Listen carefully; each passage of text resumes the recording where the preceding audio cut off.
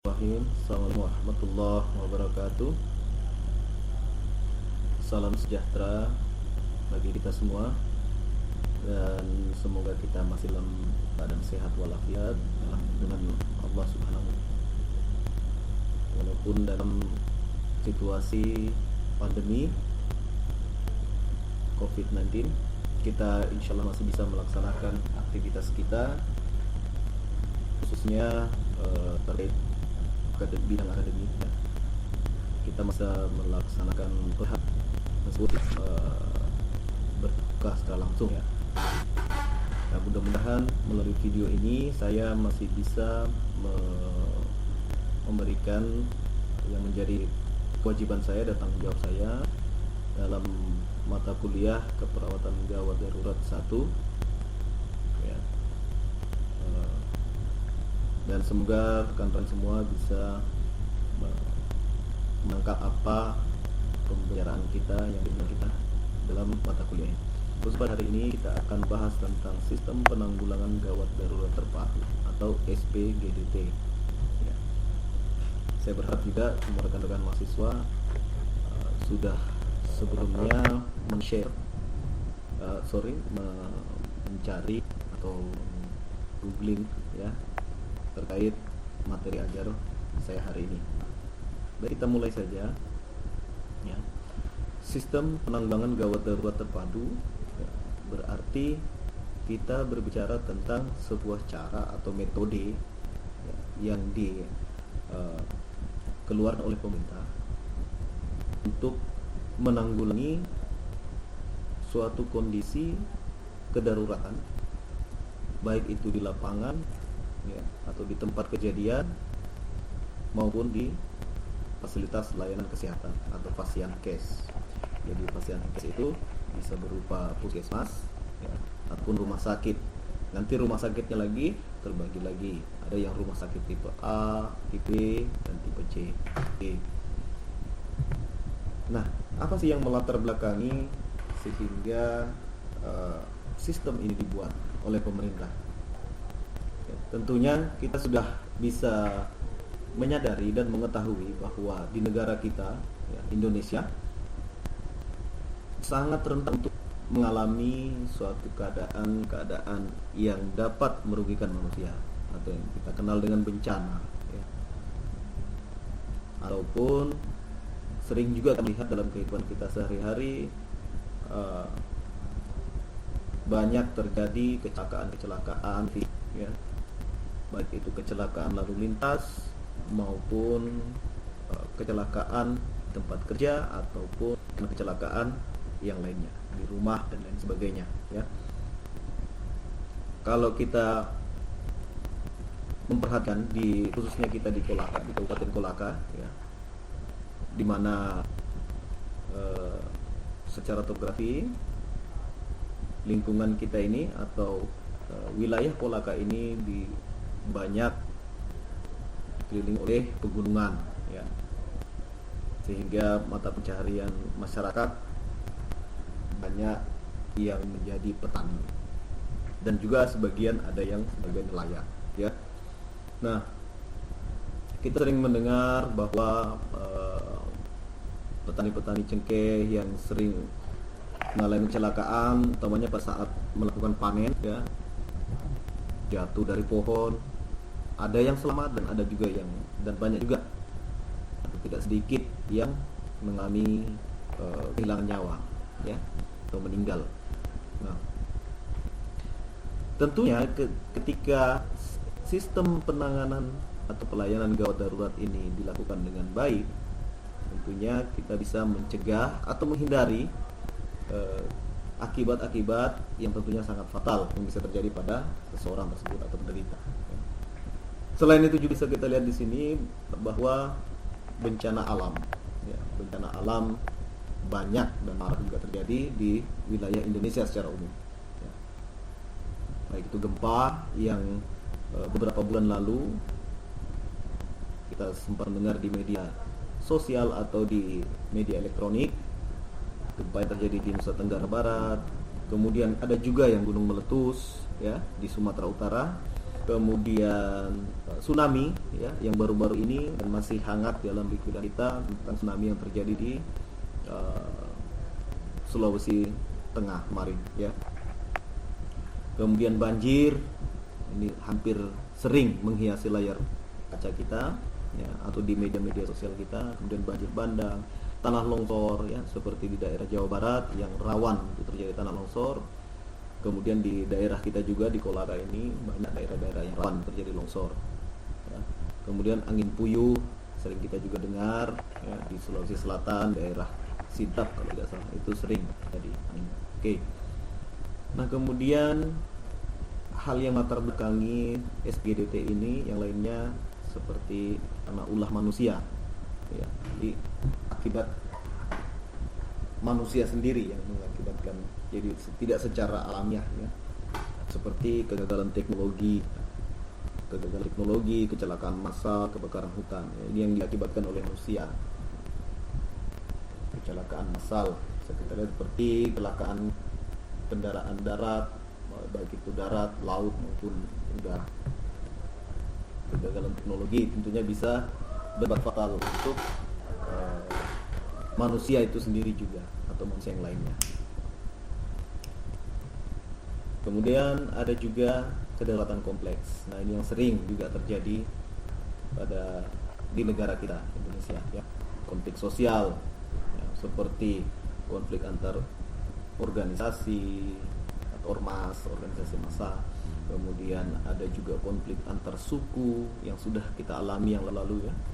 Kemudian konflik antar agama dan konflik-konflik sosial lainnya. Atau yang lebih parah lagi yang kemarin sempat terjadi paling terakhir yaitu tentang pasca pilpres ya. Nah, itu ada juga konflik yang terjadi. Nah, kemudian terorisme. Ini yang termasuk kedaruratan kompleks ya. Terorisme. Nah, ini kita juga sudah pernah alami di Indonesia ya. Jadi hampir semua bencana-bencana yang terjadi atau kejadian-kejadian ini sudah pernah kita alami di Indonesia. Maka dari itu merujuk atau melihat bagaimana pelayanan yang mungkin pada saat itu belum begitu baik sehingga pemerintah menyusun strategi untuk membuat sebuah sistem pelayanan gawat darurat terpadu di mana dalamnya melibatkan banyak bidang, melibatkan banyak profesional, melibatkan banyak multidisiplin ya, disiplin ilmu ya. Sehingga dia dikatakan sebagai terpadu, pelayanan terpadu karena di dalamnya dari berbagai macam profesi ikut andil di dalam untuk mendukung terbentuknya sistem pelayanan gawat darurat ini ya. Jadi sistem pelayanan gawat darurat terpadu itu sendiri adalah sistem koordinasi multisektor ya. Multisektor. Kenapa harus kita profesi lain harus ikut di dalamnya? Ketika kita berbicara gawat darurat, dalam pikiran kita mungkin dalam benak kita mungkin terbesit bahwa dalam gawat darurat itu adalah dalam ruang lingkup atau dalam skop kesehatan saja. Jadi tidak seperti itu. Yang sesungguhnya tidak seperti itu. Mengapa? Karena di dalam harus ikut profesi-profesi yang lain, seperti contohnya profesi polisi atau profesi dinas perhubungan ya, orang-orang yang bekerja dalam dinas perhubungan ya, yang biasanya ikut membantu mengatur lalu lintas atau perhubungan transportasi. Kemudian di dalamnya masyarakat ya, masyarakat juga ikut di dalamnya ya. Nanti kita akan tahu bahwa masyarakat itu kita golongkan ke dalam orang awam ya, karena mereka tidak mempunyai disiplin ilmu khususnya kesehatan ya. Jadi orang awam. Nanti orang awam lagi terbagi dua, orang awam yang umum dan orang awam yang khusus ya. Oke. Jadi situ. Oh iya, tidak lupa juga tentara. Tentara juga masuk di dalamnya. Ikut dalam pengamanan. Ya. Mungkin ada yang lain, silahkan ditambahkan. Nah, Mengapa harus semua profesi ikut andil di dalamnya? Agar pelayanan gawat darurat ini menjadi berjalan dengan baik atau menjadi lancar, ya. Seperti contoh misalkan kita yang dari profesi kesehatan dalam melakukan tindakan pelayanan gawat darurat tentunya membutuhkan keamanan dan kenyamanan dalamnya. Belum lagi ketika kita berbicara kita harus mengangkat pasien dan lain sebagainya. Ketika kita akan melakukan transportasi, tentunya kita membutuhkan bantuan dari profesi-profesi lain yang kapabel atau yang kompeten di bidang tersebut. Jadi kita tidak mungkin lagi kita mau memberikan pelayanan kesehatan pada penderita gawat darurat, misalkan pada penderita yang mengalami kecelakaan, kemudian kita juga harus mengurus arus lalu lintas. Itu kan hal yang tidak mungkin, sehingga kita harus ikut melibatkan kepolisian atau tentara untuk ikut mengamankan, atau berikut juga yang perhubungan tadi seperti yang tadi saya katakan. Ya. Nah, sehingga sistem koordinasi ini berjalan dengan baik. Ya. Kalau kita sistem koordinasi ini tentunya sangat general, ya, sangat kompleks di dalamnya. Nanti ikut juga terkait dalamnya komunikasi. Kita berbicara tentang komunikasi antar lintas profesi, komunikasi juga antar fasilitas layanan kesehatan, ya. Oke. Nah, sistem penanggulangan gawat darurat terpadu ini pelayanan itu dibagi dua, yaitu yang sehari-hari dan yang bencana. Untuk SPG yang sehari-hari itu disingkat dengan SPGDTS atau Sistem Penanggulangan Gawat Darurat Terpadu Sehari-hari. Dan untuk yang bencana disingkat dengan SPGDTB atau Sistem Penanggulangan Gawat Darurat Terpadu Bencana. Ya. Yang membedakan dari sistem ini apa? Tentunya yang membedakan merujuk pada jumlah korban. Yang pertama, merujuk pada jumlah korban, ya. Kalau kita berbicara pada SPGDTS, itu biasanya jumlah korbannya 1 atau 2 orang saja, atau mungkin 3. Tapi ketika kita bicara tentang SPGDT, ya, ini bicara tentang bencana, ini di dalamnya include korban jiwa maupun korban material, ya. Dan jumlah korbannya tentunya melibatkan jumlah korban yang banyak, bisa saja lebih dari 5 atau 10, bahkan lebih, ya. Itu bencana. Nah, dia dan skopnya kan lebih besar. Dia akan melibatkan kombinasi antar bidang yang lebih besar lagi, dengan jumlah personil yang besar lagi untuk melakukan tindakan atau penanganan. Nah, khusus pada pembahasan kali ini kita akan mempersempit pada sistem penanggulangan gawat darurat terpadu untuk yang sehari-hari saja, ya, untuk yang sehari-hari. Baik, selanjutnya pelayanan SPGDT ini, ya, dibagi dalam 3 bagian, ya, atau melibatkan dalam 3 bagian, baik itu pre, intra, ya, pre-hospital, in-hospital, dan inter-hospital. Nah, kita merujuk dari kata pre, itu sudah bisa kita paham berarti sebelum hospital. Ya, intra berarti di dalam hospital saat kita berarti hospital. Jadi pre, intra, dan inter. Ini 3 bentuk pelayanan SPGDT.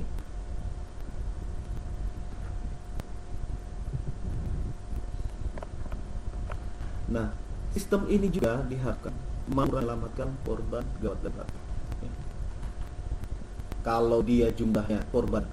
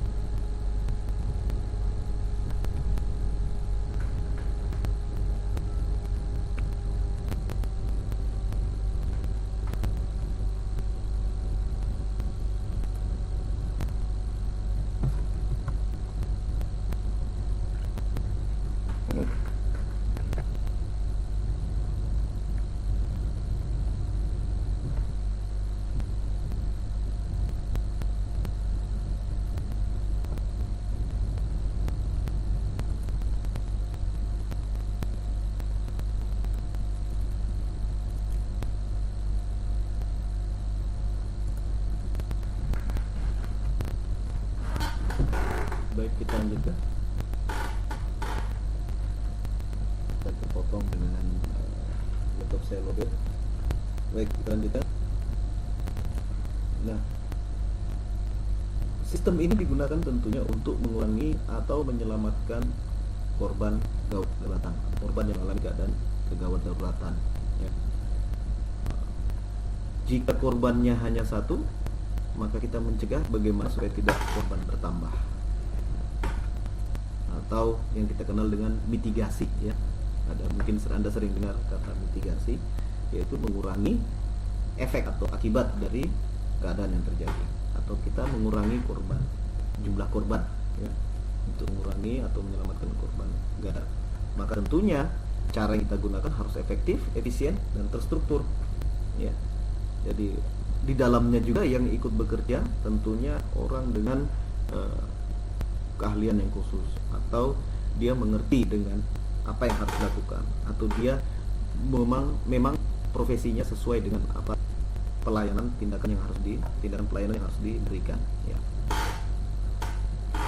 Maka tentunya sistem ini sangat dibutuhkan. Nah, itu tadi. Nah, tujuan dari SPGDT ini sendiri tentunya untuk meningkatkan akses dan mutu pelayanan kegawat daruratan. Ya.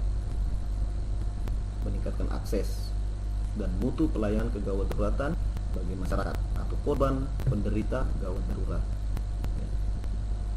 Kemudian mempercepat waktu penanganan atau respon time dan menurunkan angka kematian kecacatan. Jika Anda mungkin Anda pernah dengar bahwa moto dari gawat darurat itu sendiri adalah time saving is life saving or limb saving. Ya. Dengan tindakan yang cepat tentunya kita akan menyelamatkan nyawanya atau dari kecacatan. Ya. Kecacatan, kita mencegah kecacatan yang akan terjadi pada penderita itu. Jadi bukan cuman terkait dengan kehilangan nyawanya, tapi juga dengan limb atau kecacatan. Itu yang kita selamatkan. Tentunya Anda sudah secara fisiologis, Anda tentunya sudah paham ya, ketika kita menangani pasien dalam keadaan yang gawat, ketika kita terlambat, tentunya akan memberikan efek yang parah pada pasien. Ya. Nah, misalkan otak, kita tahu bahwa 3-5 menit otak tidak mendapatkan suplai oksigen, tentunya akan mengalami kematian jaringan pada otak. Nah, ketika kematian jaringan pada otak terjadi, tentunya akan mengakibatkan nyawa penderita atau pasien akan terancam atau bahkan meninggal. Ya. Nah, itu yang menjadi sasaran. Jadi respon time, mempercepat waktu penanganan atau respon, dan menurunkan angka kematian atau kecacatan. Nah, SPGDT ini diatur oleh Pusat Komando Nasional atau National Command Center, NCC ya, di Kemenkes. Kalau saya tidak salah ini nomornya 119, nomor yang bisa dihubungi untuk tindakan darurat. 119. Kalau di luar negeri mungkin kita di film-film ya, kita sering dengar 911 seperti di Amerika ya, 911. Nah, kalau kita 119, atau ada juga yang 118 kalau tidak salah ya. Oke, itu pusat komandonya. Nanti dari pusat komando ini atau National Command Center ini atau NCC yang akan menghubungi fasilitas layanan kesehatan yang terdekat dari korban. Oke. Nah, yang diharapkan di bawah dari pusat komando ini nasional, ya, ini akan link ke Public Safety Center C yang ada di Kabupaten Kolaka. Tapi kalau di Kolaka ini belum ada ya, Public Safety Center belum ada. Nah, padahal dalam peraturan Kementerian Kesehatan itu sudah harus ada, sudah dianjurkan untuk ada. Namun memang dalam beberapa daerah kabupaten kota di Indonesia ini yang punya PC ini, Public Safety Center. Jadi Public Safety Center ini dia harus punya gedung sendiri. Ya. Dalamnya itu bukan cuma kesehatan saja, bukan cuma petugas kesehatan saja. Di dalamnya itu ada kepolisian, ada dokter, perawat, masyarakat. Ya, masyarakatnya tentunya masyarakatnya yang terlatih itu harus ada. Ya. Jadi tujuannya ini SPGDT ini harus ada dan terkoordinasi dengan komunikasi, jalur komunikasinya itu harus jelas. Nah, ketika ini bukan dengan time saving life saving and limb saving tadi ya, saya ingin kita lihat di sini ditunjukkan ada 3 puncak ya, 3 puncak yang mengakibatkan pas saat terjadi trauma ya, yang bisa mengakibatkan kematian. Sangat tinggi risikonya untuk menuju ke kematian.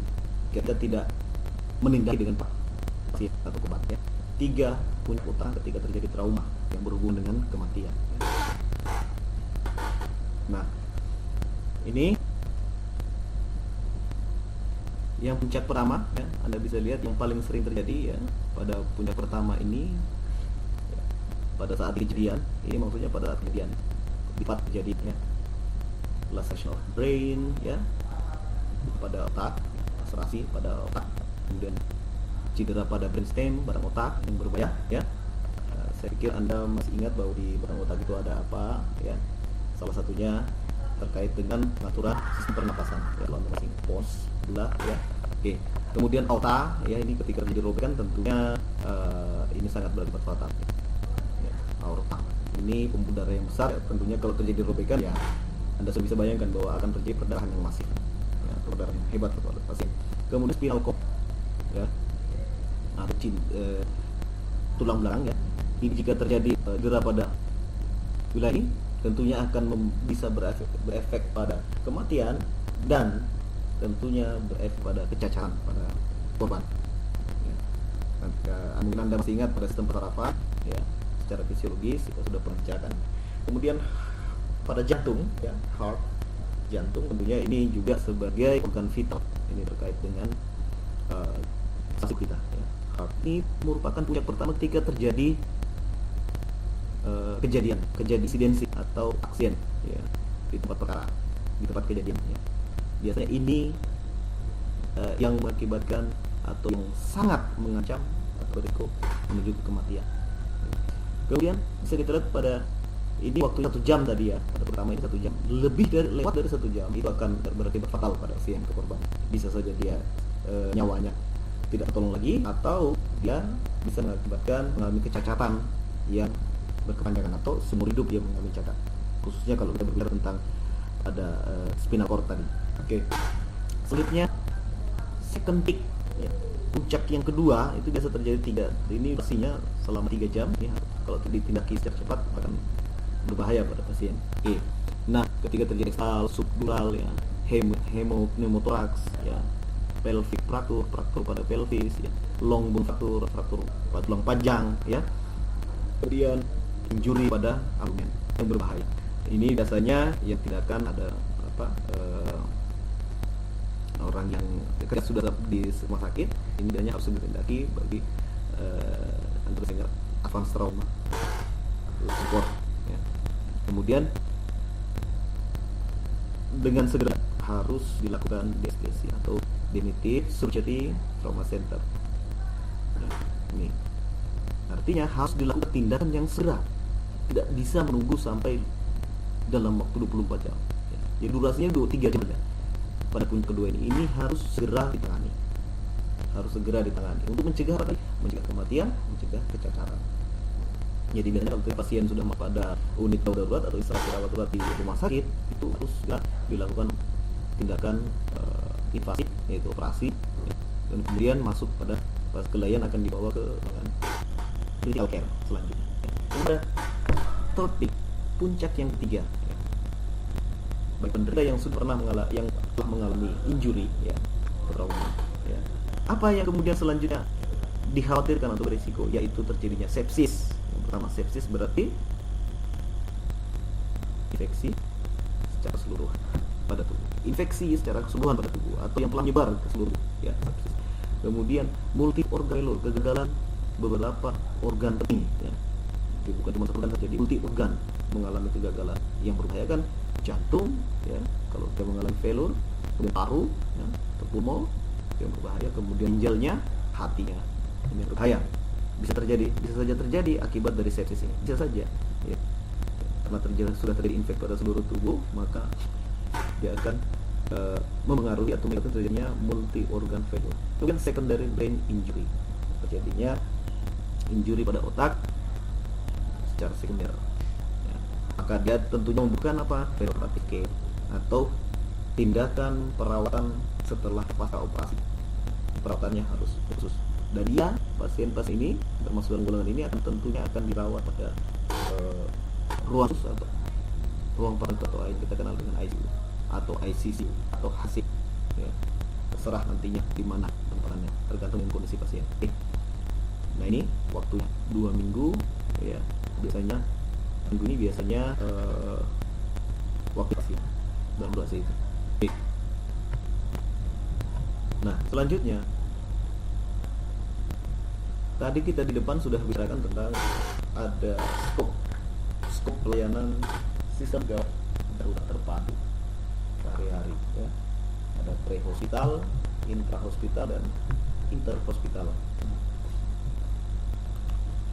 Kita lihat yang pre-hospital. Pre-hospital berarti tindakan ini dilakukan di tempat kejadian atau tempat di mana korban ditemukan atau korban mengalami di tempat di mana korban mengalami cedera atau injury, dan sampai pada fasilitas pelayanan kesehatan tingkat pertama atau yang kita kenal dengan puskesmas.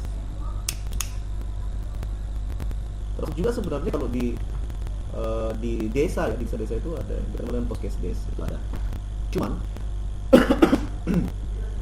pada pelayanan ini tidak maksimal. Artinya pelayanan pada level ini, hospital ini tindakan karena kemungkinan alat yang digunakan, fasilitas yang ada itu tidak memadai, sehingga dia baik itu di puskesmas maupun di tempat kejadian tidak memadai fasilitas atau alatnya, sehingga harus segera dilakukan komunikasi dengan fasilitas pelayanan kesehatan yang berikutnya atau tingkat 2, yaitu rumah sakit, untuk segera ditindaki, tergantung dari kondisi pasien, ya. Nah, biasanya tindakan pada di pre-hospital ini yang pertama kali menemukan penderita itu adalah biasanya masyarakat atau orang awam, yang seperti saya sebutkan di awal tadi, ada orang awam, orang baik itu orang awam yang umum dan orang awam yang khusus. Nah, selanjutnya penderita gawat darurat itu organisasi pelayanan penderita gawat darurat untuk mendapatkan pertolongan. Jadi kalau Anda mungkin di materi sebelumnya Anda sudah mendapatkan dari dosen sebelumnya bahwa bagaimana langkah-langkah ketika kita melakukan tindak gawat darurat, penanganan penderita gawat darurat di lapangan. Yang kita lakukan tentunya setelah kita menemukan korban, maka kita yang pertama kali harus melakukan komunikasi atau panggilan telepon, ya, atau WA ke pelayanan penderita gawat darurat yang terdekat atau ke rumah sakit, ya, untuk bagaimana mendapatkan pertolongan dengan segera. Kalau di luar negeri itu mereka sudah punya atau di Indonesia mungkin juga sudah ada, ya, tapi di kota-kota besar saja mungkin. Kalau kita di kabupaten sini belum ada khusus perawat ambulan itu, ya, dokter ambulan itu mana, ya. Nah, yang ini adalah komunikasi yang dilakukan itu dari pelayanan prahospital, dia melakukan panggilan atau berkomunikasi dengan petugas ambulan untuk bagaimana segera datang ke tempat kejadian melakukan pertolongan secepatnya. Karena biasanya kalau petugas ambulan itu dia orang yang sudah terlatih, ya, sudah punya tersertifikasi untuk BPCLS bahkan ATCLS, ya, sudah punya, ya. Nah, komunikasi yang pertama kali wajib dilakukan oleh orang yang menemukan pertama kali penderita gawat darurat atau korban, ya. Melakukan panggilan telepon dulu, itu yang paling utama, ya. Setelah itu baru kita melakukan tindakan yang bisa kita lakukan. Jika tidak bisa dilakukan atau tidak punya kemampuan, atau masyarakat awam yang umum tidak punya kemampuan apa-apa, sebaiknya itu harus sosialisasikan untuk tidak melakukan apa-apa. Kenapa demikian?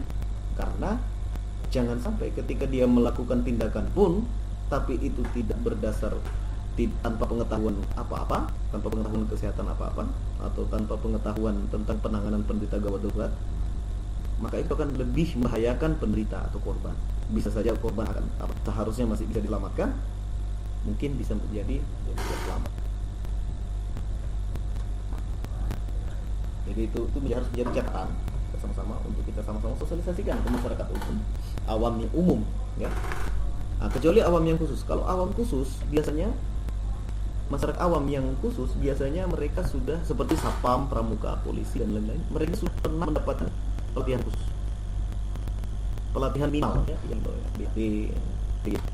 secara yang mereka dapatkan. Jadi minimal mereka sudah tahu. Oh, kalau ditanya ini trauma servikal, dia harus melakukan apa? Minimal dia sudah tahu cara bertandu, sudah tahu cara mengimobilisasi tulang belakang pasien, dia sudah tahu sebenarnya. Ya, ini orang awam yang khusus. Tapi tindakan kesehatan yang lebih lanjut, mungkin mereka harus petugas kesehatan. Ya. Jadi minimal mereka sudah melakukan tindakan untuk awam yang khusus saja. Tapi untuk masyarakat yang awam, yang umum, itu sebaiknya tidak melakukan apa-apa. Oke. Nah, termasuk juga hospital di dalamnya adalah mana mobilisasi penderita, mentransportasikan penderita ke rumah sakit. Jadi termasuk dalam istilah ambulan. Dari awal, dari penderita langsung melakukan telepon ke rumah sakit atau ke ambulans dan melakukan tindakan minimal. Kemudian ambulans datang untuk kemudian dibawa ke. Nah, ini yang terjadi ke pelayanan pra-hospital atau pre-kes buruk. Dan ini kemungkinan biasa dilakukan oleh biasa kita mati. Itu bisa kita dapat. Lanjutkan perilaku sesuatu buruk misalnya. Ya kan, mohon maaf, biasa di puskesmas juga itu tidak lakukan resusitasi tersebut. Mungkin entah ini tanggung jawab atau kewenangan ya, atau mereka takut ya, melakukan tindakan tersebut sehingga nantinya akan ada tuntutan ini tertutup sehingga dirujuk puskesmas ke rumah sakit tanpa resusitasi tidak diturunasi yang tahu resusitasi cairan ya seperti melakukan pasangan infus, kemudian menghitung kebutuhan cairan yang dibutuhkan dan sebagainya, melakukan mungkin kalau transfusi darah ya melakukan transfusi darah nanti dimasakin saja. Tapi untuk melakukan resusitasi cairan ini perlu juga diketahui cairan yang digunakan, yang pakai NaCl, astrose atau yang lain. Nah, itu harus diketahui juga oleh petugas di puskesmas sebenarnya. Menurut tanpa kontrol darah, tanpa kontrol darah, terjadi perdarahan tapi tidak dilakukan bebatan atau tidak dilakukan minimal menekan luka, penutupan minimal. Dan tak seperti itu. Jadi karena atau pas dalam di tempat kejadian di puskesmas tersebut tidak terlihat yang memadai. Kemungkinan sendiri ini adalah ya, tentunya untuk perdarahan berita secara fisiologis kalau orang mengalami tentunya apalagi perdarahan tentunya akan malau sehingga kejadian yang berikutnya terjadi yang fatal itu kematian. Ini biasa sih. Seperti ya. Dia ada keditur dan tulangnya pahanya terjadi tur berkali-kali tadi satu jam tidak bisa berat dia mengalami keluhan atau bahkan mengalami cedera sedikit. Nah, ini yang berbahaya. Nah, kita akan kenal bagaimana memobilisasi pasien ya, menggunakan sculpture ya. Nanti kita akan di pembahasan selanjutnya ada pembahasan tentang mobilisasi ya. Pasien direhabilitasi terakur ini cukup berat, jadi mengancam nyawa dan mandinya cacat ya, agar di dalam ruang sakit. Nah, tentunya ini sudah harus segera dilakukan tindakan di gawat darurat. Untuk selanjutnya bisa tentukan apakah akan dirawat di ruang perawatan, cukup di ruang perawatan atau langsung dilakukan di kamar tindakan di kamar bedah jika terjadi trauma. Trauma itu seperti patah tulang dan lain sebagainya, seperti ada tusuk pisau atau tertembak, ya, tidak ada peluru tinggal dalam ya, artinya dilakukan. Kemudian selanjutnya biasanya setelah dari kamar bedah akan dilakukan pengawasan patroli di ruang ICU atau IU. Ya, itu adalah tindakan yang dilakukan di intra hospital yang dilakukan. Nah, komunikasinya di sini diawat antara mereka dan intra hospital. Dalam sudah harus dikomunikasi. Jadi dalam penanganan ke sakit sudah harus komunikasi harus berlangsung untuk dilaporkan kepada konsensus ini saling sering dari tensi kemudian paskan pelatihnya. Nah, itu harus dikomunikasikan. Ganti kita harus mengetahui kondisi dan keadaan seperti ini, maka mereka harus sudah bersiap-siap. Apakah nanti akan langsung kita sudah tahu bahwa di ruangan jalur kuning, hijau dan sebagainya. Nah, itu nanti tinggal tidak perlu berlama-lama untuk dilakukan seperti sebelumnya, ya. Maka langsung segera dilakukan tindakan. Oke. Di hospital ini dilakukan antar rumah sakit, antar pelayanan kesehatan, rujukan, ya. Yang namanya merujuk, ya, dari rumah sakit tiangnya atau levelnya rendah ke rumah sakit yang tipenya lebih tinggi, dari C ke tipe A, atau bahkan bisa di A level yang mungkin terkait fasilitasnya ada yang mungkin belum dipunyai oleh rumah sebelumnya, walaupun mereka dalam posisi atau level yang itu bisa dilakukan rujukan, ya, dari rumah sakit Batra Mas dari ke rumah sakit Wahidi ini bisa melakukan rujuk.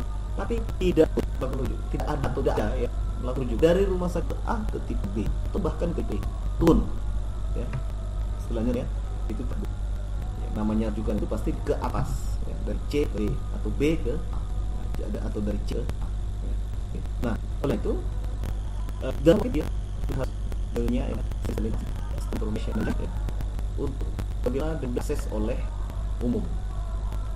Dan Anda ingin browsing, silahkan nanti cari LS, sistem informasi sakit. Di sebelum tambah pasien kita sudah jumlahnya yang tersedia dan sebagainya, ya. Misalkan di rumah sakit ternyata perlu diketahui secara online melalui sistem informasi rumah sakit, itu sudah bisa kita akses, ya. Itu sudah harus punya. Kursi dalam melakukan yang diperlukan itu tadi yang saya bilang perlu mempersiapkan bayar itu. Artinya sudah di tempat atau rumah yang sebelumnya tidak mempunyai fasilitas yang dengan masih tujuh punya itulah cukup. Oke. Ini kita bisa lihat seluruh pelayan dalam PGD. Saya katakan tadi awal melakukan yang psikolog mana ini. Nah, kabupaten Pak Sekitar ini jam keluar dari DP dan nah, ini saya lihat CBS atau dan penanggulangan ini dua bagi cegah dan penanganan.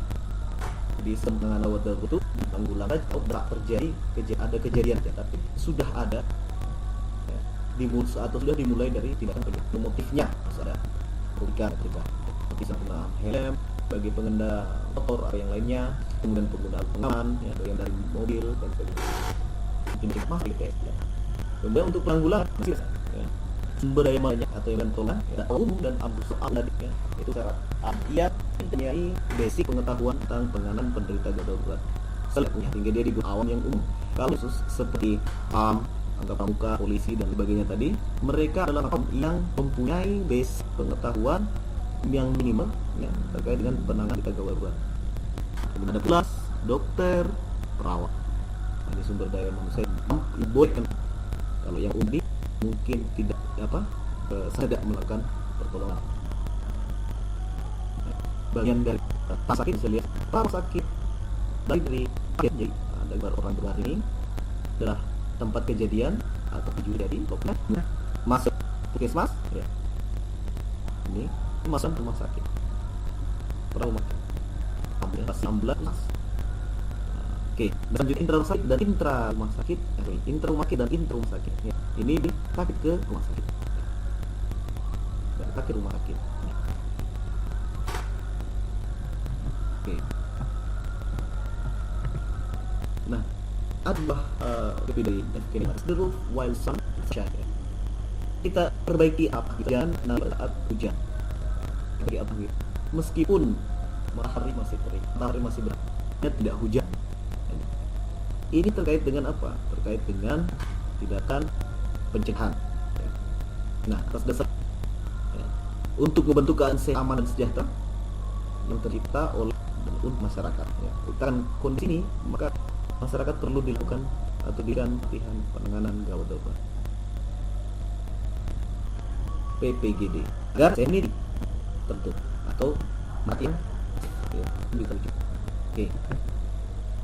Nah, ini efek gerakan CPMI adalah perawatan dan pengobatan, baik itu kesehatan dengan kesehatan, perlu menyiapkan dan menyiapkan divisi yang di setiap lingkungan ada yang kesehatan instansi atau di kantor itu ada apa, ada tulang atau kebakaran yang kecil itu termasuk penyimpan untuk cure ini oleh penasihat atau ini pola supaya tugas guna kesehatan tentang apa yang bukan ya, itu cara menanggulangi breathing maupun kan hanya dimiliki oleh tugas kesehatan bisa jadi masyarakat sehari dan maupun adatnya. Jadi ia lakukan ini masyarakat secara umum bekerja sama dengan pemerintah. Oke, ini visinya. Sedangkan misinya menciptakan di masyarakat, mendorong kerjasama sektor. Selanjutnya bangun standar nasional, ya, pengusaha dukungan dana, menata sistem mendukung pelayanan di seluruh dunia. Misinya apa yang harus dilakukan? Ya. Dia mulai care, activity, leadership, atau caring. Dan executive dalam hal aman, kompetensi, maka mempersiapkan berlaku agar mampu menanggulangi kegawatan. Nah, contohnya time saving life and save, ya. Waktu, ya, kecepatan waktu atau respon waktu yang tepat atau yang cepat menyelamatkan kehidupan dan mencegah cacat dari penderita. Oke, nah ini organisasi gerakan safety tengah komite mulai dari kepala daerah, kabupaten, asli melekat, kemudian organisasi yang seperti PSC saya tuh sudah sebut dari di awal, PSC Public Safety dibangun setiap daerah. Ini sebenarnya ini harus ada gedungnya sendiri, ya. Dan komunikasinya, jalur komunikasinya juga serta ini. Ya, daerahnya juga termasuk daerah yang wawancara. Jadi ini harusnya ada. Ya. Oke. Kemudian jumlah, jenis dan kualitas tenaga ditetapkan sesuai kebutuhan. Ya. Jumlah, jenis dan kualifikasi tenaga ditetapkan sesuai kebutuhan, baik itu jenisnya maupun kualifikasinya itu sudah sesuai kebutuhan. Jadi multi sektor, multi profesi ini harus ada di dalamnya. Visinya berapa untuk sudah ditentukan sesuai dengan kebutuhan, ya. Ini tinggal dirumuskan oleh daerah masing-masing, ya. Kemudian itu udah jenisnya, ya, visi tentara dan ya, semoga bisa dipahami atau dimengerti hari ini. Untuk pertanyaan silakan dulu saja. Terima kasih atas waktunya. Dita Fukulia, selamat pagi.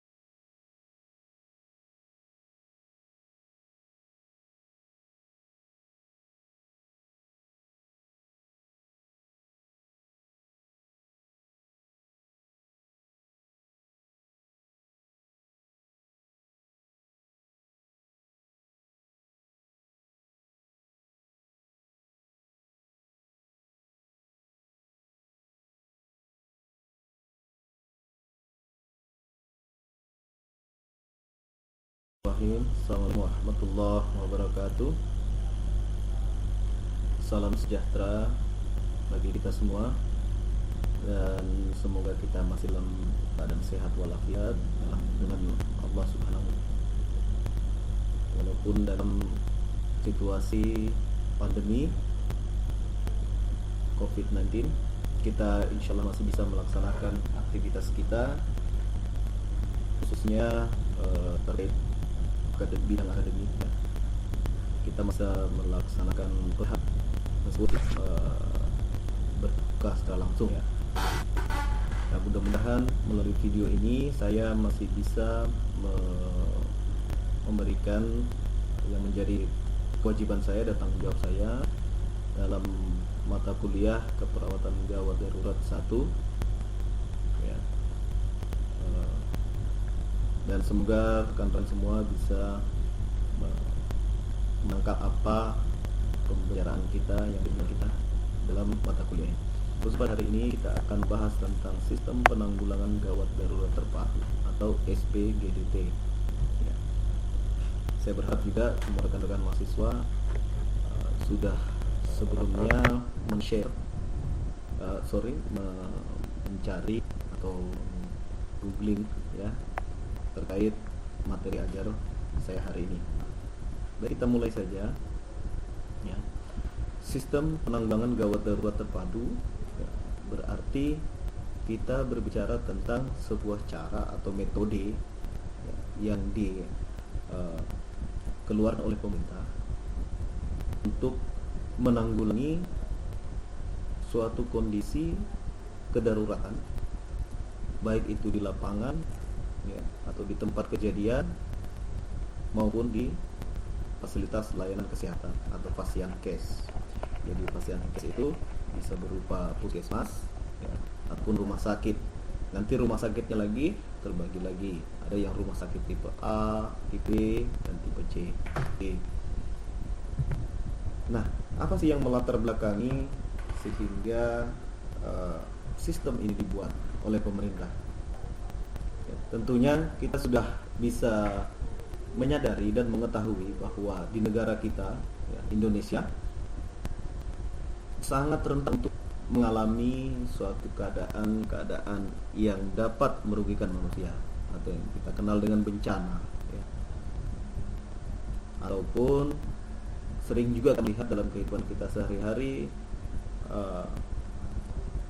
banyak terjadi kecelakaan ya, baik itu kecelakaan lalu lintas maupun kecelakaan tempat kerja ataupun kecelakaan yang lainnya di rumah dan lain sebagainya ya. Kalau kita memperhatikan khususnya kita di Kolaka, di Kabupaten Kolaka ya, di mana secara topografi lingkungan kita ini atau wilayah Kolaka ini banyak dikelilingi oleh pegunungan ya, sehingga mata pencaharian masyarakat banyak yang menjadi petani dan juga sebagian nelayan ya.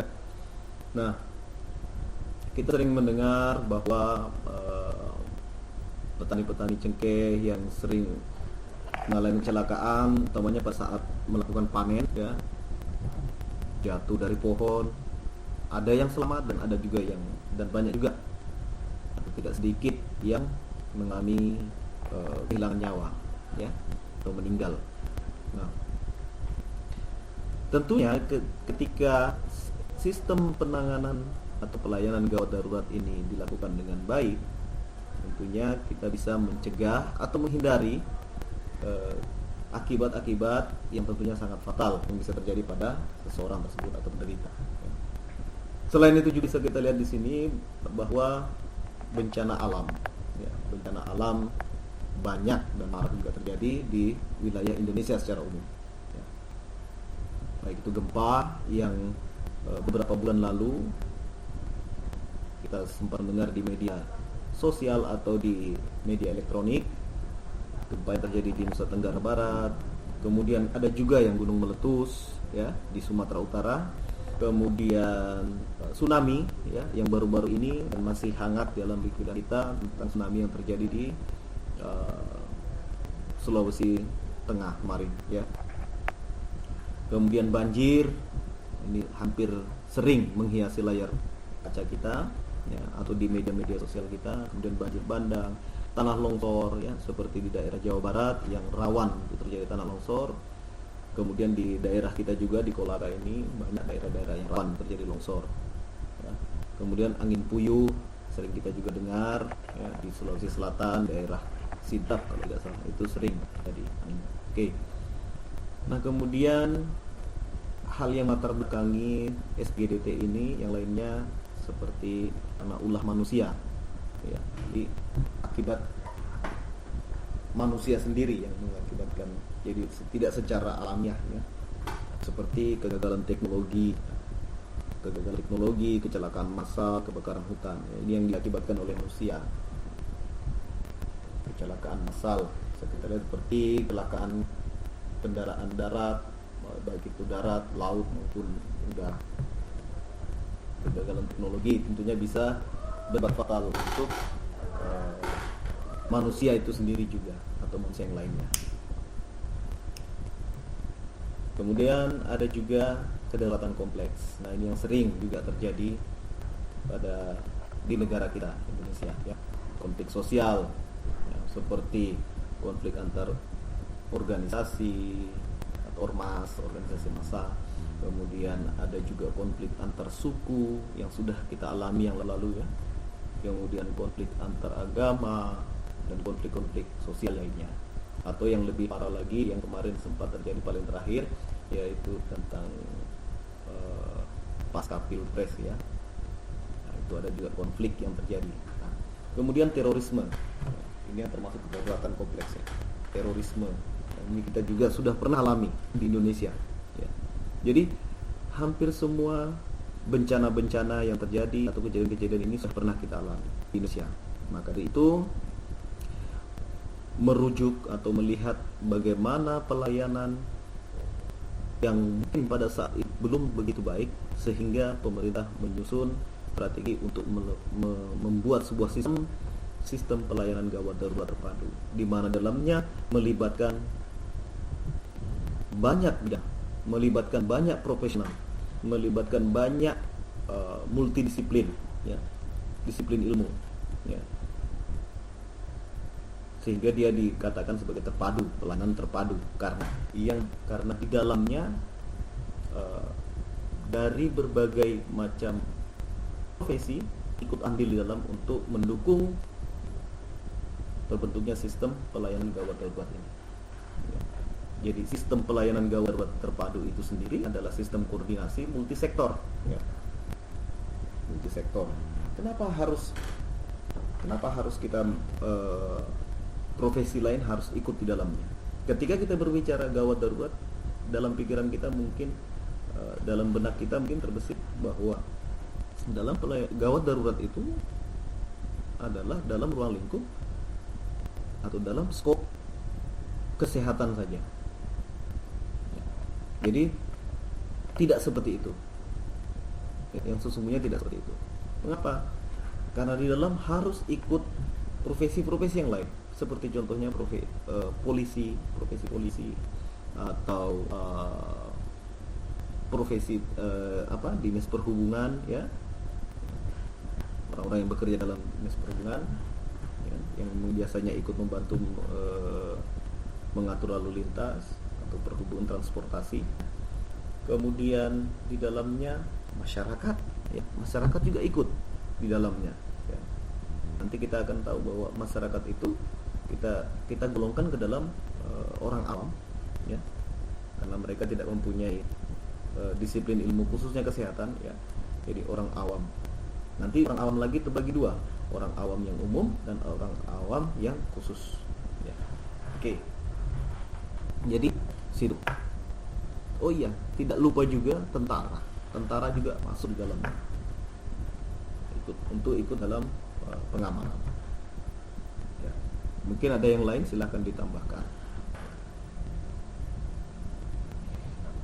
Nah, Mengapa harus semua profesi ikut andil di dalamnya?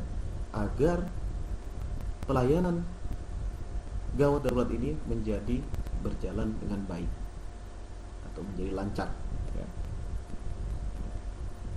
Seperti contoh misalkan kita yang dari profesi kesehatan dalam melakukan tindakan pelayanan gawat darurat tentunya membutuhkan keamanan dan kenyamanan dalamnya. Belum lagi ketika kita berbicara kita harus mengangkat pasien dan lain sebagainya. Ketika kita akan melakukan transportasi, tentunya kita membutuhkan bantuan dari profesi-profesi lain yang kapabel atau yang kompeten di bidang tersebut. Jadi kita tidak mungkin lagi kita mau memberikan pelayanan kesehatan pada penderita gawat darurat, misalkan pada penderita yang mengalami kecelakaan, kemudian kita juga harus mengurus arus lalu lintas. Itu kan hal yang tidak mungkin, sehingga kita harus ikut melibatkan kepolisian atau tentara untuk ikut mengamankan, atau berikut juga yang perhubungan tadi seperti yang tadi saya katakan, ya. Nah, sehingga sistem koordinasi ini berjalan dengan baik, ya. Kalau kita sistem koordinasi ini tentunya sangat general, ya, sangat kompleks di dalamnya. Nanti ikut juga terkait dalamnya komunikasi. Kita berbicara tentang komunikasi antar lintas profesi, komunikasi juga antar fasilitas layanan kesehatan, ya. Oke. Nah, sistem penanggulangan gawat darurat terpadu ini pelayanan itu dibagi dua, yaitu yang sehari-hari dan yang bencana. Untuk SPG yang sehari-hari itu disingkat dengan SPGDTS atau Sistem Penanggulangan Gawat Darurat Terpadu Sehari-hari. Dan untuk yang bencana disingkat dengan SPGDTB atau Sistem Penanggulangan Gawat Darurat Terpadu Bencana. Ya. Yang membedakan dari sistem ini apa? Tentunya yang membedakan merujuk pada jumlah korban. Yang pertama, merujuk pada jumlah korban, ya. Kalau kita berbicara pada SPGDTS, itu biasanya jumlah korbannya 1 atau 2 orang saja, atau mungkin 3. Tapi ketika kita bicara tentang SPGDT, ya, ini bicara tentang bencana, ini di dalamnya include korban jiwa maupun korban material, ya. Dan jumlah korbannya tentunya melibatkan jumlah korban yang banyak, bisa saja lebih dari 5 atau 10, bahkan lebih, ya. Itu bencana. Nah, dia dan skopnya kan lebih besar. Dia akan melibatkan kombinasi antar bidang yang lebih besar lagi, dengan jumlah personil yang besar lagi untuk melakukan tindakan atau penanganan. Nah, khusus pada pembahasan kali ini kita akan mempersempit pada sistem penanggulangan gawat darurat terpadu untuk yang sehari-hari saja, ya, untuk yang sehari-hari.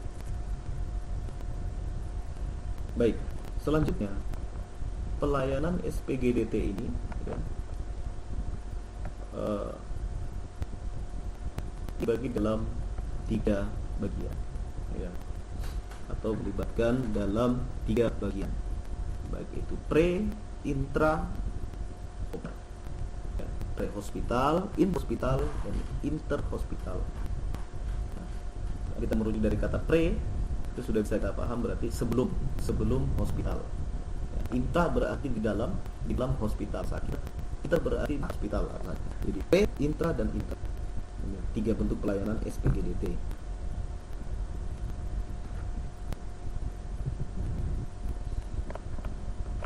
Nah, sistem ini juga diharapkan menyelamatkan korban gawat darurat.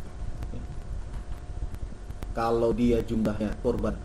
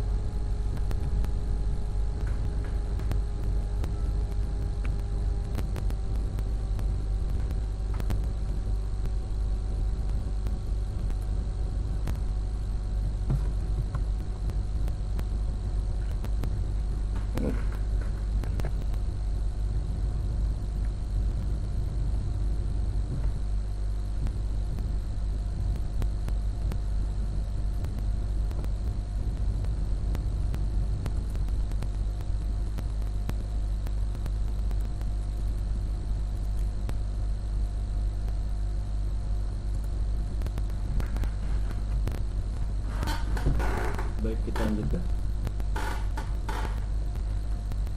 Saya terpotong dengan laptop saya lobet. Baik, kita lanjutkan. Nah, sistem ini digunakan tentunya untuk mengurangi atau menyelamatkan korban gawat daruratan, korban yang mengalami keadaan kegawat daruratan. Ya. Jika korbannya hanya satu, maka kita mencegah bagaimana supaya tidak korban bertambah, atau yang kita kenal dengan mitigasi. Ya, ada mungkin Anda sering dengar kata mitigasi, yaitu mengurangi efek atau akibat dari keadaan yang terjadi, atau kita mengurangi korban, jumlah korban, ya, untuk mengurangi atau menyelamatkan korban gawat. Maka tentunya cara yang kita gunakan harus efektif, efisien, dan terstruktur. Ya, jadi di dalamnya juga yang ikut bekerja tentunya orang dengan keahlian yang khusus, atau dia mengerti dengan apa yang harus dilakukan, atau dia memang profesinya sesuai dengan apa tindakan pelayanan yang harus diberikan. Ya. Maka tentunya sistem ini sangat dibutuhkan. Nah, itu tadi.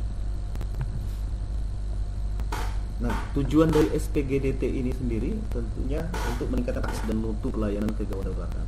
Ya. Meningkatkan akses dan mutu pelayanan kegawat daruratan bagi masyarakat atau korban penderita gawat darurat. Ya. Kemudian mempercepat waktu penanganan atau respon time dan menurunkan angka kematian kecacatan. Jika Anda mungkin Anda pernah dengar bahwa moto dari gawat darurat itu sendiri adalah time saving is life saving or limb saving. Ya. Dengan tindakan yang cepat tentunya kita akan menyelamatkan nyawanya atau dari kecacatan. Ya. Kecacatan, kita mencegah kecacatan yang akan terjadi pada penderita itu. Jadi bukan cuman terkait dengan kehilangan nyawanya, tapi juga dengan limb atau kecacatan. Itu yang kita selamatkan. Tentunya Anda sudah secara fisiologis, Anda tentunya sudah paham ya, ketika kita menangani pasien dalam keadaan yang gawat, tidak terlambat, tentunya akan memberikan efek yang parah pada pasien. Ya.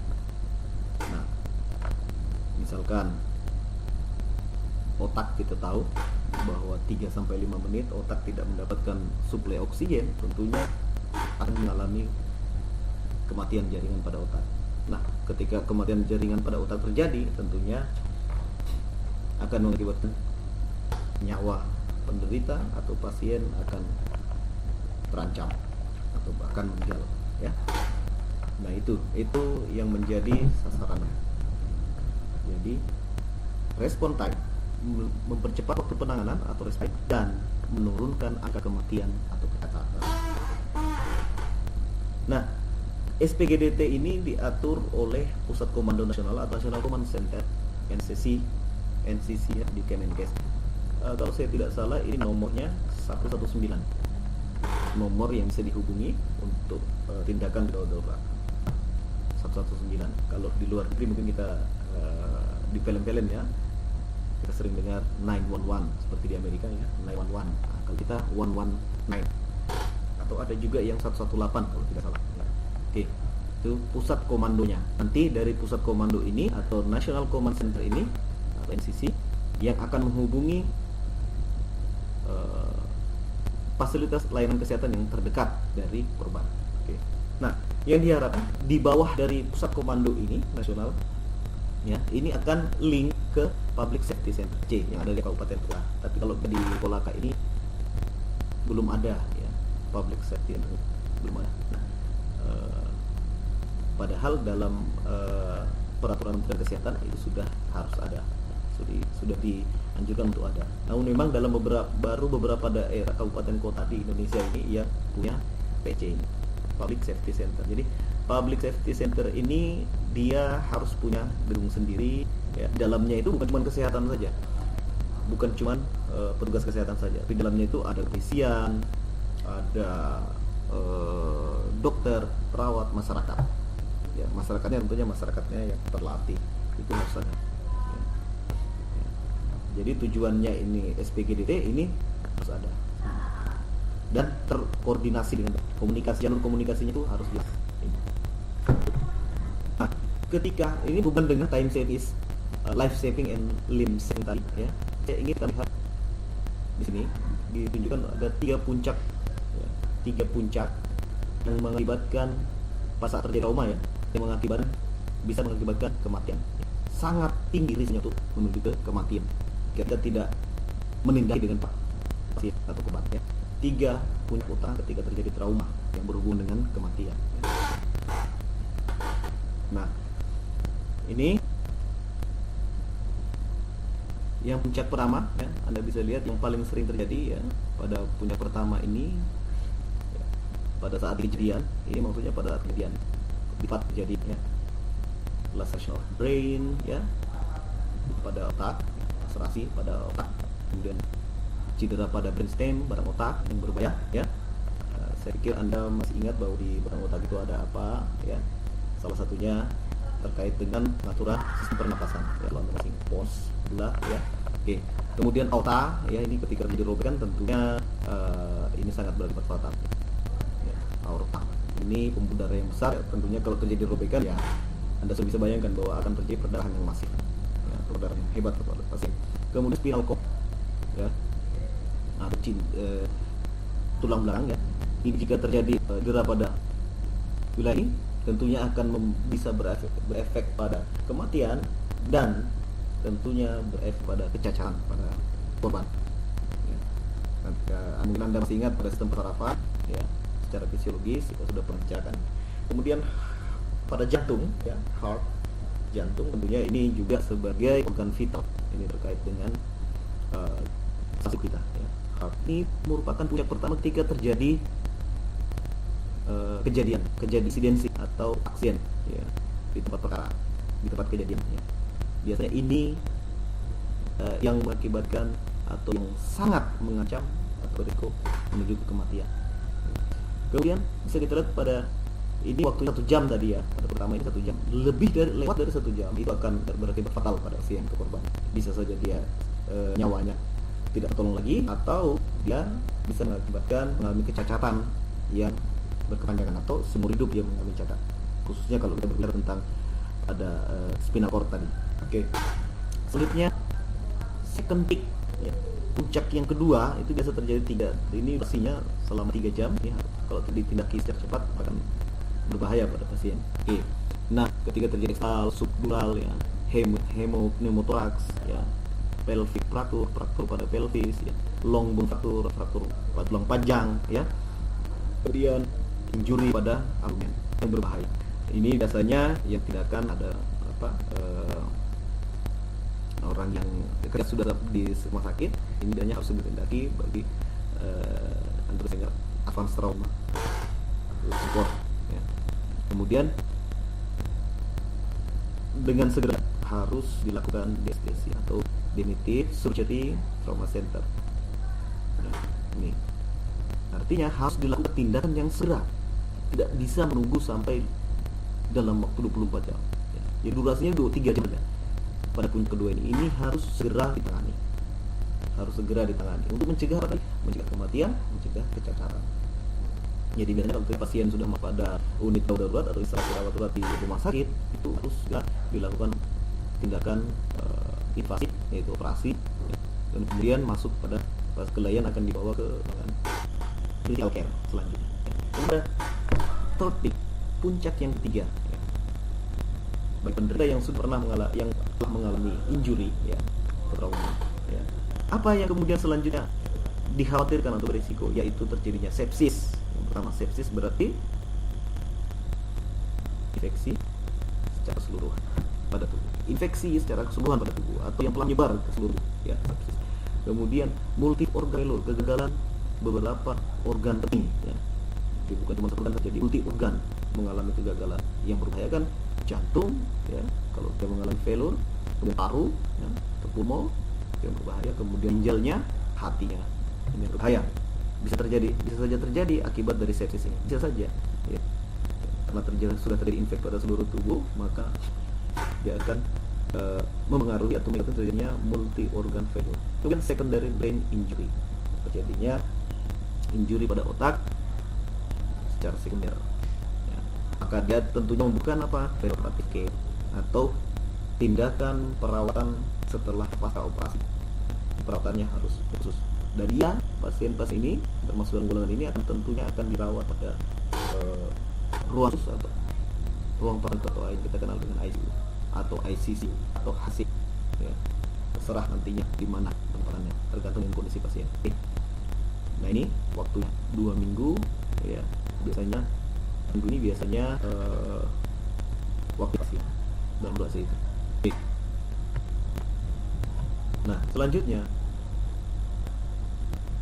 tadi kita di depan sudah bicarakan tentang ada skop pelayanan sistem gawat darurat terpadu sehari-hari, ya.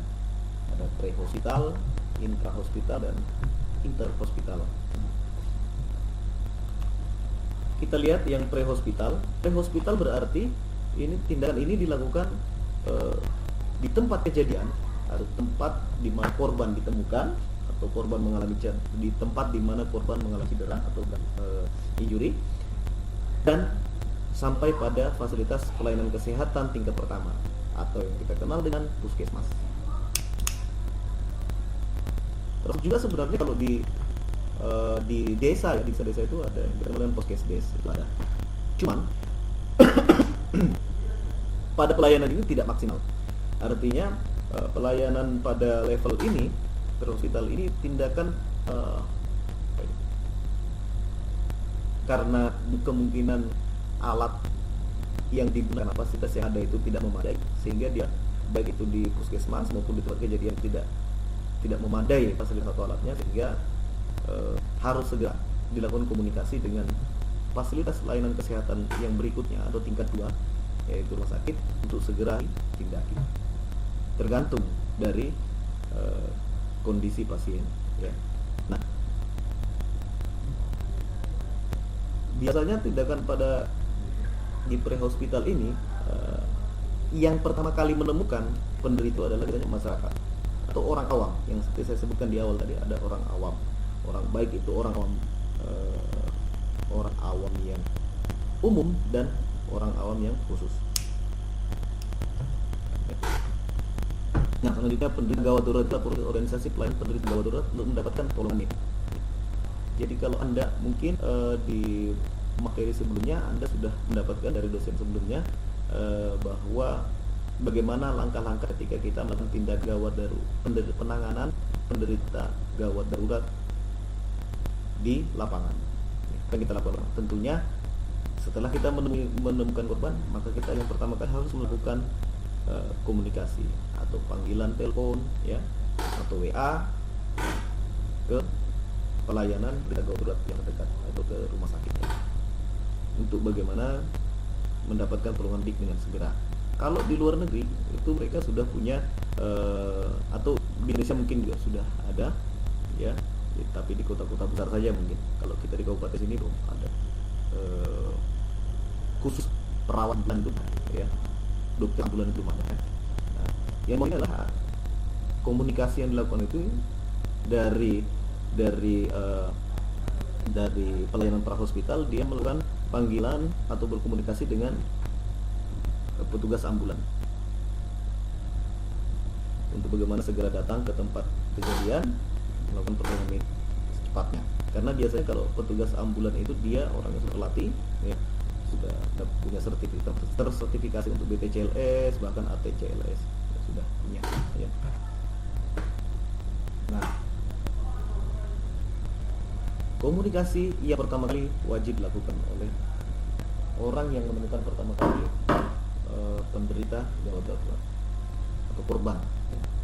Melakukan panggilan telepon dulu, itu yang paling utama, ya. Setelah itu baru kita melakukan tindakan yang bisa kita lakukan. Jika tidak bisa dilakukan atau tidak punya kemampuan, atau masyarakat awam yang umum tidak punya kemampuan apa-apa, sebaiknya itu harus sosialisasikan untuk tidak melakukan apa-apa. Kenapa demikian? Karena jangan sampai ketika dia melakukan tindakan pun tapi itu tidak berdasar tanpa pengetahuan apa-apa, tanpa pengetahuan kesehatan apa-apa, atau tanpa pengetahuan tentang penanganan penderita gawat darurat, maka itu akan lebih membahayakan penderita atau korban. Bisa saja korban akan seharusnya masih bisa diselamatkan, mungkin bisa menjadi yang tidak selamat. Jadi itu harus menjadi catatan sama-sama untuk kita sama-sama sosialisasikan ke masyarakat awam yang umum, ya. Nah, kecuali awam yang khusus. Kalau awam khusus biasanya masyarakat awam yang khusus biasanya mereka sudah seperti satpam, pramuka, polisi dan lain-lain. Mereka sudah pernah mendapatkan pelatihan khusus, pelatihan minimal, ya, yang secara yang mereka dapatkan. Ini minimal mereka sudah tahu. Oh, kalau ditanya ini trauma servikal, dia harus melakukan apa? Minimal dia sudah tahu cara buat tandu, sudah tahu cara mengimobilisasi tulang belakang pasien.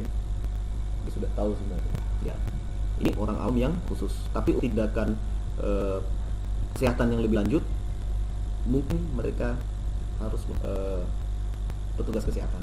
Ya. Jadi minimal mereka sudah melakukan tindakan untuk awam yang khusus saja. Atau untuk masyarakat yang awam, yang umum, itu sebaiknya tidak melakukan apa-apa. Oke. Nah, termasuk juga peran hospital di dalamnya adalah mana mobilisasi penderita, mentransportasi penderita ke rumah sakit. Jadi termasuk dalam pelan-pelan dari awal dari penderita langsung melakukan telepon ke rumah sakit atau ke pusat dan melakukan tindakan minimal, kemudian ambulans datang untuk selanjutnya dibawa ke. Nah, ini yang terjadi jika pelayanan pra-hospital atau pre-case buruk. Dan ini kemungkinan biasa dilakukan oleh kita mati. Itu bisa kita lihat. Lanjutan dilakukan sesuatu presidi buruk misalnya. Ya kan, mohon maaf, biasa di puskesmas juga itu tidak lakukan resusitasi tersebut. Mungkin entah ini tanggung jawab atau kewenangan ya, atau mereka takut ya, melakukan tindakan tersebut nantinya akan ada tuntutan ini tertutup sehingga dirujuk puskesmas ke rumah sakit tanpa resusitasi dulu. Tidak itu resusitasi cairan ya seperti melakukan pasangan infus, kemudian menghitung kebutuhan cairan yang dibutuhkan dan sebagainya. Melakukan mungkin kalau transfusi darah ya melakukan transfusi darah nanti di rumah sakit saja. Tapi untuk melakukan resusitasi cairan ini perlu juga diketahui cairan yang digunakan, yang pakai NaCl atau yang lain, itu harus diketahui juga oleh petugas di puskesmas sebenarnya. Menurut tanpa kontrol darah, terjadi perdarahan tapi tidak dilakukan pengobatan atau tidak dilakukan minimal menekan luka, penutupan minimal. Dan tak seperti itu. Jadi karena atau pas dalam di tempat kejadian di puskesmas tersebut tidak terlihat yang memadai. Mungkin ini adalah tentunya yang untuk perkara berita secara fisiologis. Kalau orang mengalami tentunya apalagi redahan yang tentunya akan melaut sehingga kejadian yang berikutnya terjadi yang fatal itu kematian. Ini biasa sih. Ya, dia ada ketitur tulangnya pahanya terjatuh kalau tadi satu jam tidak bisa berat dia mengalami keluhan atau bahkan mengalami cedera sedikit. Nah, ini yang berbahaya. Dan kita akan kenal bagaimana memobilisasi pasien ya, menggunakan sculpture ya. Nanti kita akan di pembahasan selanjutnya mungkin ada pembahasan tentang mobilisasi ya. Pasien dimobilisasi fraktur ini cukup berat, jadi mengancam nyawa dan mandinya cacat ya. Agar di dalam ruang sakit. Nah, tentunya ini sudah harus segera dilakukan tindakan di gawat darurat. Untuk selanjutnya bisa tentukan apakah akan dirawat di ruang perawatan, cukup di ruang perawatan atau langsung dilakukan di kamar tindakan di kamar bedah jika terjadi trauma itu seperti patah tulang dan lain sebagainya, seperti ada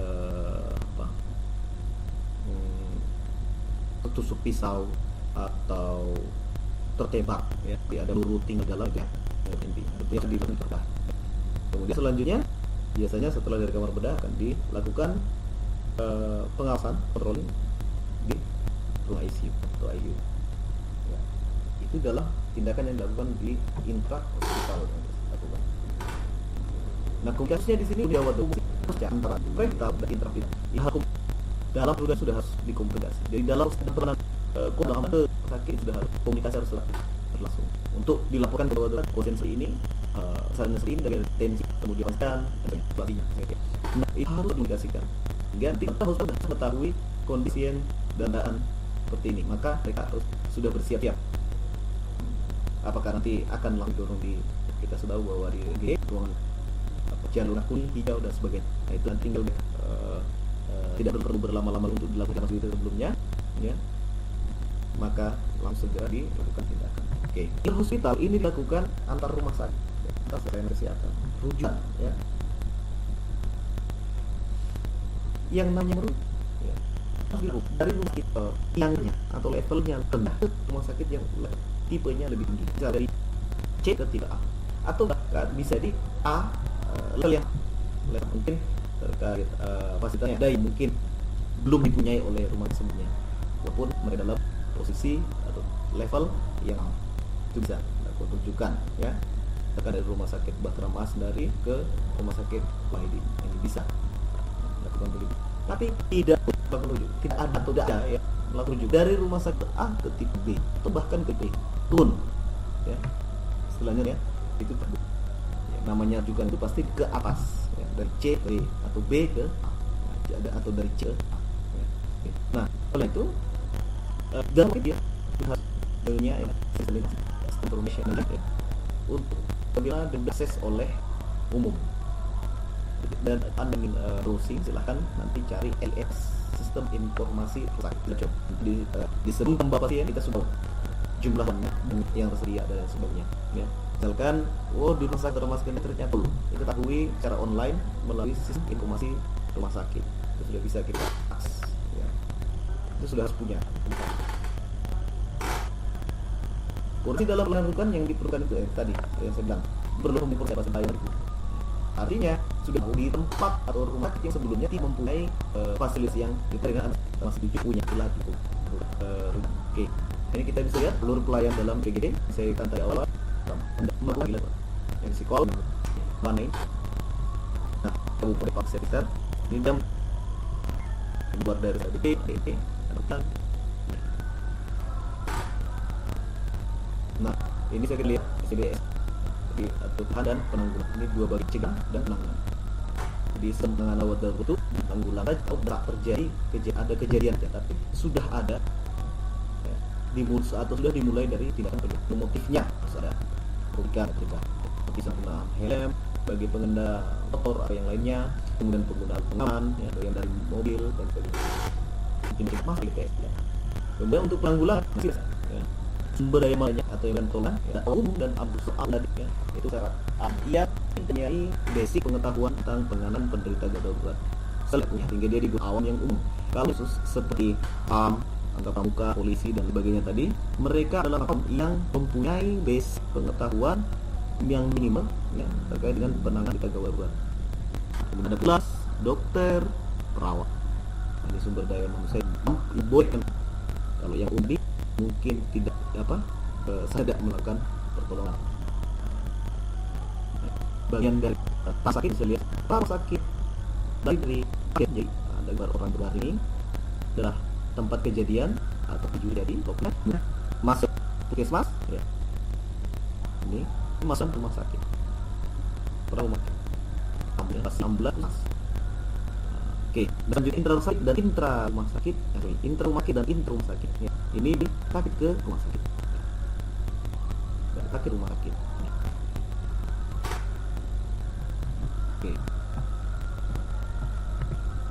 Nah, adalah lebih dari ini the roof while sun shine. Kita perbaiki apa jangan saat hujan. Perbaiki apa gitu. Meskipun matahari masih terik, matahari masih berada, tidak hujan. Ini terkait dengan apa? Terkait dengan tindakan pencegahan, ya.